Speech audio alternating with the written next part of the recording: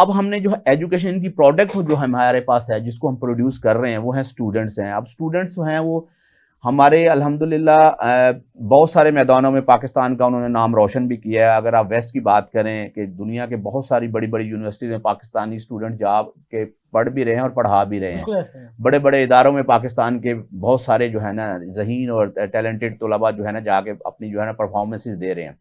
लेकिन ये बहुत कम नंबर में है, मतलब पैथेटिकली कम नंबर है ये हमारा, अगर हम नेबरिंग कंट्री से और दूसरों से अगर इसको कंपेयर करें। तो वजह ये नज़र आती है कि हमें एक डायरेक्शन नहीं मिलती है। हमारे यहाँ नंबर गेम जो है ना वो पिछले 15-20 साल से नंबर गेम 2000 के बाद जो है ना कि नंबर गेम शुरू हो गई थी, कि अब तो माशाल्लाह ऐसा भी होता है कि कुछ 2 साल पहले आपने देखा था मुआवजे हुए हैं कि 1000 में से तकरीबन 10,000 बच्चा जिसने 1000 में से 1000 ले लिया है। Exactly, अब वो जो इस तरह की क्या प्रोडक्ट हो रही है, अब वो नंबर गेम में लगे हुए बच्चे वो रट्टा सिस्टम पे चल रहे हैं, कोर्स कंप्लीशन पे लगे हुए हैं, और वो कहते हैं कि वी नीड मार्क्स। और पेरेंट्स भी हमारे अल्हम्दुलिल्लाह शमूल में वो इसी बात पे इस बात पे यकीन रखते हैं कि हमारे मार्क्स अच्छे आने चाहिए, बच्चे के मार्क्स आए। इदारों पे हम ब्लेम करते हैं जो अच्छे रिजल्ट प्रोड्यूस नहीं करते।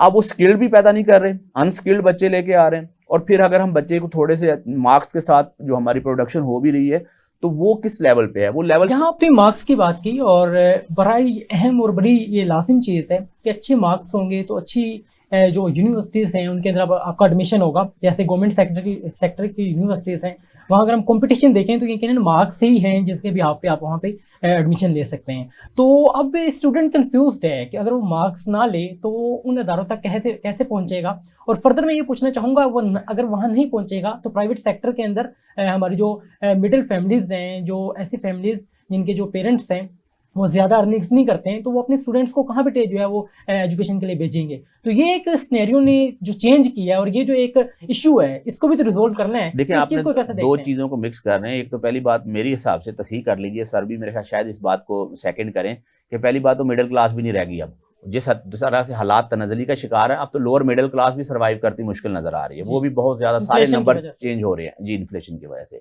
तो सेकंड जो आप कह रहे हैं कि बात करें नंबर गेम, भाई do run after the numbers. हमें चाहिए बच्चों को नंबर दें, लेकिन उस नंबर के अगेंस्ट उनकी कोई पर्सनल ग्रूमिंग भी तो हो ना, जिस तरह आपने कैरियर काउंसलिंग से स्टार्ट किया था।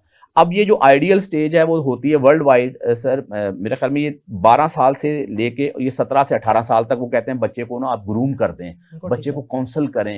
Eight that time he is particularly actually moving on his toes to decide about his future. वो देख रहा होता है किस में उसका इंटरेस्ट है, उसकी स्किल्स क्या हैं। जिस तरह हम नॉलेज, स्किल्स और उसकी जो एबिलिटी है, तीनों चीज़ों का एक कम्बिनेशन बना के कहते हैं ये कैरियर काउंसलिंग के ना पिलर्स हैं, कि आपको नॉलेज होना चाहिए टू होम यू काउंसल, ठीक है ना, उसके स्ट्रेंथ क्या है, उसकी स्टैंडिंग क्या है, फिर उसके बाद उसकी एबिलिटी क्या है, वो किस लेवल का बच्चा है। कि आप एक बच्चे को, हर बच्चा इक्वल नहीं होता है, तो उसको ये जो कैरियर काउंसलिंग में हमने बच्चे को देखना होता है, उसके पोटेंशियल के अकॉर्डिंगली उसको डिज़ाइन करना होता है।